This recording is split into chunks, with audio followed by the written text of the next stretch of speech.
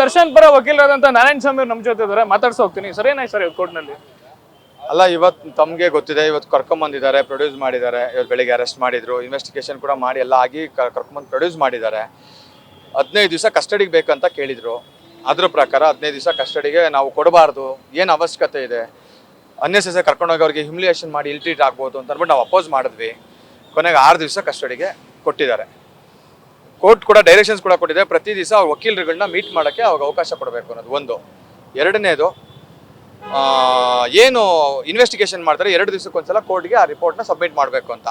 ಅವ್ರಿಗೆ ಯಾವುದೇ ಥರ ಇಲ್ ಟ್ರೀಟ್ಮೆಂಟು ಮತ್ತೊಂದು ಮಾಡಬಾರ್ದು. ಅವ್ರಿಗೆ ಏನೇನೋ ಹಾಸ್ಪಿಟಲ್ ವಿಚಾರ ಇದ್ದರೆ ಅವ್ರಿಗೆ ನೀಟಾಗಿ ಟ್ರೀಟ್ಮೆಂಟ್ ಕೊಡ್ಸ್ಕೊಂಡು ನೀಟಾಗಿ ನೋಡ್ಕೊಳ್ಬೇಕು ಅಂತ ಕೂಡ ಡೈರೆಕ್ಷನ್ಸ್ ಕೊಟ್ಟಿದ್ದಾರೆ. ಸೊ ಹಾಗಾಗಿ ಅವ್ರಿಗೆ 6 ದಿವಸ ಕಸ್ಟಡಿಗೆ ತೊಗೊಂಡಿದ್ದಾರೆ. ಮೇ ಬಿ 6 ದಿವಸ ಅಥವಾ 6ಗಿಂತ ಮೊದಲೇ ಕೋರ್ಟಿಗೆ ಅವ್ರನ್ನ ಪ್ರೊಡ್ಯೂಸ್ ಮಾಡ್ಬೋದು ಇನ್ವೆಸ್ಟಿಗೇಷನ್ ಮುಗಿಸಿ. ಸರ್, ದರ್ಶನ್ ಚಿತ್ರದುರ್ಗದಿಂದ ವ್ಯಕ್ತಿನ ಅವರೇ ಕಿಡ್ನಾಪ್ ಮಾಡಿಸಿದ್ರು, ಆರ್ ನಗರದಲ್ಲಿ ಸೆಡ್ಡಲ್ಲಿ ಕೂಡ ಹಾಕಿದ್ರು, ಹೊಡೆದ್ರು, ಸತ್ ಮೇಲೆ ಬಾಡಿನ ಇವರೇ ಡಿಸ್ಪೋಸ್ ಮಾಡಿದ್ರು ಅನ್ನೋ ಆರೋಪಗಳು ಅವ್ರ ಮೇಲೆ ಇರೋದು. ಖಂಡಿತವಾಗಿಯೂ ಅದೆಲ್ಲ ಬರೀ ಆರೋಪಗಳಷ್ಟೇ. ದರ್ಶನ್ಗೆ ಅದ್ರ ಬಗ್ಗೆ ನಾಲೆಡ್ಜೇ ಇಲ್ಲ. ಈ ಇನ್ಸಿಡೆಂಟ್ ಏನು ನಡೆದಿದೆ ಅನ್ನೋದ್ರ ಬಗ್ಗೆನೇ ಅವ್ರಿಗೆ ಗೊತ್ತಿಲ್ಲ. ಏನಾಗುತ್ತೆ, ಯಾರೋ ಮಾಡಿರ್ತಾರೆ, ಏನೋ ಆಗಿರುತ್ತೆ. ಆದರೆ ಇವರು ಅನ್ನೆಸೆಸರಿ ದರ್ಶನ್ ಅವ್ರನ್ನ ಇದರಲ್ಲಿ ಎಳೆದಿದ್ದಾರೆ ಅಂತ ಮೇಲ್ನೋಟಕ್ಕೆ ಗೊತ್ತಾಗ್ತಾ ಇದೆ ಡಾಕ್ಯುಮೆಂಟ್ಸ್ಗಳೆಲ್ಲ ನೋಡಿದಾಗ. ನೋಡೋಣ, ಯಾಕಂದರೆ ಈಸ್ ಕಂಪ್ಲೀಟ್ಲಿ ಇನ್ನೋಸೆಂಟ್. ಯಾಕಂದರೆ ಅಷ್ಟೆಲ್ಲ ದೊಡ್ಡ ವ್ಯಕ್ತಿ ಆ ಥರ ಇನ್ವಾಲ್ವ್ಮೆಂಟ್ ಇತ್ತು ಅಂದರೆ ಖಂಡಿತವಾಗಿಯೂ ಅವ್ರು ಹೊರಗಡೆ ಹೋಗಿ ಅಬ್ಸ್ಕಾಂಡಿಂಗಲ್ಲಿ ಇದ್ಕೊಂಡು ಆನ್ಸ್ಪೆಕ್ಟ್ರಿ ಬೇಲ್ ತೊಗೊಳ್ತಾ ಇದ್ರು. ಈ ಥರ ಎಲ್ಲ ಮಾಡ್ತಾ ಇರಲಿಲ್ಲ, ಬರೋದು ಅದೆಲ್ಲ ಆಗ್ತಾ ಇರಲಿಲ್ಲ. ಸೊ ಹಾಗಾಗಿ ಖಂಡಿತ ಈಸ್ ಇನ್ನೋಸೆಂಟ್. ಅವ್ರಿಗೆ ಇದ್ರ ಬಗ್ಗೆ ಏನೂ ಗೊತ್ತಿಲ್ಲ. ಕೋರ್ಟಲ್ಲಿ ಇದಕ್ಕೆ ನ್ಯಾಯ ಸಿಗುತ್ತೆ. ಸರ್, ಪ್ರೈಮ್ ಆಫೀಸಿಗೆ ನೋಡಿದಾಗ ಸರ್ 9ನೇ ತಾರೀಕು UDR ಆಗುತ್ತೆ, 10ನೇ ತಾರೀಕು ಬಾಡಿ ಫೌಂಡ್ ಮಾಡ್ತಾರೆ. ಇವತ್ತು ದರ್ಶನ್ ಅವ್ರ ಮೇಲೆ ಕೇಸ್ ಮಾಡ್ಕೊಂಡಿದ್ದಾರೆ ಸರ್. ಒಂದ್ ಕಡೆ ಕೊಲೆ ಕೇಸ್ ಅಂತಾರೆ, ಸಾಕ್ಷ್ಯನಾಶ ಅಂತಾರೆ, 120B ಅಂತಾರೆ, ಕ್ರಿಮಿನಲ್ ಕಾನ್ಸ್ಪಿರೆನ್ಸಿ ಅಂತಾರೆ. ಎಲ್ಲ ಒಂದ್ ಕಡೆ ದರ್ಶನ್ ಅವ್ರನ್ನ ಫಿಟ್ ಮಾಡೋಕ್ಕೆ ಪ್ರಯತ್ನಗಳಾಗ್ತಿದ್ಯಾ? ನಿಜವಾಗ್ಲೂ ದರ್ಶನ್ ಅವ್ರು ಆರೋಪ ಮಾಡಿದಾರ ಅಂತೇಳಿ ಸರ್? ನೋಡಿ, ಇದು ಯಾರ್ಯಾರೋ ಹೇಳಿ ಒಂದು ಗಾಸಿಪ್ಪಲ್ಲಿ ಆಗಿರ್ತಕ್ಕಂಥ ಕೇಸು. ಜೊತೆಗೆ ಮೇ ಬಿ ಯಾವುದೋ ಒಂದು ಇನ್ಸಿಡೆಂಟ್ ನಡೆದಾಗ, ನೋಡಿ ಇಲ್ಲೊಂದು ಇನ್ಸಿಡೆಂಟ್ ನಡೆದಿದ್ರೆ ಆ ಟೈಮಲ್ಲಿ ಇಲ್ಲಿ ಯಾರ್ಯಾರು ಪಾಸ್ ಆಗಿರ್ತಾರೆ ಎಲ್ಲರ ಮೇಲೂ ಡೌಟ್ ಬರ್ತದೆ.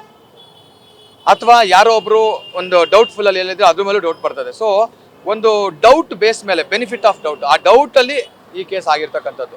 ಈ ಡೈರೆಕ್ಟ್ ಇನ್ವಾಲ್ವ್ಮೆಂಟ್ ದರ್ಶನ್ದು ಇಲ್ಲ. ದರ್ಶನ್ ಜೊತೆಗಿದ್ದಂಥವ್ರ ಮೇಲೆಲ್ಲ ಕೇಸ್ ಮಾಡಿದ್ದಾರೆ. ಅದರಿದ್ದಂಥ ಒಂದು ಸುಮಾರು ಜನ ಇನ್ನೋಸೆಂಟ್ಸ್ಗಳಿದ್ದಾರೆ, ಸುಮ್ಮನೆ ಡ್ರೈವರ್ ಇರ್ತಾರೆ, ಸೆಕ್ಯೂರಿಟಿ ಇರ್ತಾರೆ, ಅವ್ರನ್ನ ಎಲ್ಲರ ಮೇಲೂ ಕೂಡ ಕೇಸ್ ಆಗಿದೆ. ಸೊ ಅವ್ರ ಸ್ನೇಹಿತರುಗಳು ಕೆಲವೊಬ್ಬರ ಮೇಲೆ ಆಗಿದೆ. ಸೊ ನನ್ನ ಪ್ರಕಾರ they are all innocent. Sir, ಕೇವಲ ಟವರ್ ಡಂಪ್ ಆಧಾರದ ಮೇಲೆ ಒಬ್ಬ ವ್ಯಕ್ತಿಗೆ ನೋಟಿಸ್ ಕೊಡದೆ ತಗೊಳ್ಬೋದಾ ಸರ್ ಕಾಗ್ನಿಸಬಲ್ ಅಫೆನ್ಸ್ ಅಲ್ಲಿ? ಇಲ್ಲ, ಇದ್ರಲ್ಲಿ ಮಾಡ್ಬೋದು, ಮಾಡಿದ್ದಾರೆ.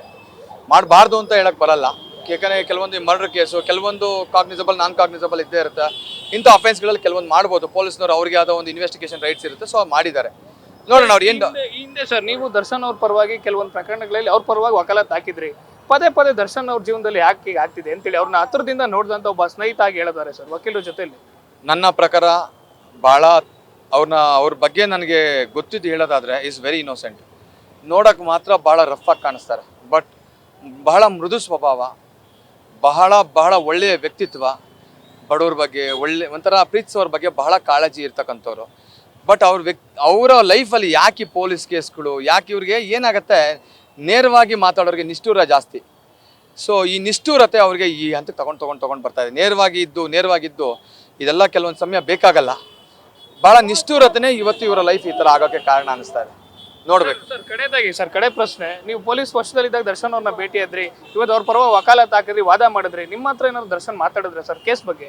ಮಾತಾಡಿದ್ನಲ್ಲ, ಐ ಡೋಂಟ್ ನೋ ಎನಿಥಿಂಗ್. ನನಗೆ ಇದ್ರ ಬಗ್ಗೆ ಏನಂತಾನೆ ಗೊತ್ತಾಗ್ತಲ್ಲ, ಏನು ನಡೀತಾ ಇದೆ ಅಂತಾರೆ. ಭಾಳ ಕನ್ಫ್ಯೂಷನ್ ಇದ್ದಾರೆ ಅವರು. ಇದು ಏನು ನಡೀತಾ ಇದೆ ಇಲ್ಲಿ ಅಂದ್ರೆ ನನಗೇನು ಗೊತ್ತಿಲ್ಲ ನಮ್ಮ ಮಾತು ಹೇಳ್ತಾರೆ ಸರ್. ಖಂಡಿತವಾಗಿಯೂ ಇದ್ರ ಬಗ್ಗೆ ಏನು ಗೊತ್ತಿಲ್ಲ ನನಗೆ ಅಂತ. ಅವ್ರಿಗೆ ನಿಜವಾಗ್ಲೂ ಇದ್ರಲ್ಲಿ ಏನು ಗೊತ್ತಿಲ್ಲ. ಇಸೋಣ ಸರ್, ಥ್ಯಾಂಕ್ ಯು. ಪ್ರಕರಣಕ್ಕೆ ಸಂಬಂಧಪಟ್ಟಂತೆ ದರ್ಶನ್ ಅವ್ರಿಗೆ ಏನು ಗೊತ್ತಿಲ್ಲ, ನಮ್ಮ ಹತ್ರ ಕೂಡ ಇದೇ ಮಾತನ್ನ ಹೇಳಿದ್ರು ಅಂತೇಳಿ ದರ್ಶನ್ ಪರ ವಕೀಲರಾದಂಥ ನಾರಾಯಣ ಸ್ವಾಮಿ ಅವರು ಹೇಳ್ತಿರುವಂಥದ್ದು. ಕ್ಯಾಮ್ರಾ ಪರ್ಸನ್ ಶ್ಯಾಮ್ ಸುಂದರ್ ಜೊತೆ Shivakumar, news first, Bengaluru. News first, ನಿರ್ಭೀತಿಯಿಂದ ನಿಮ್ಮ ಪರವಾಗಿ.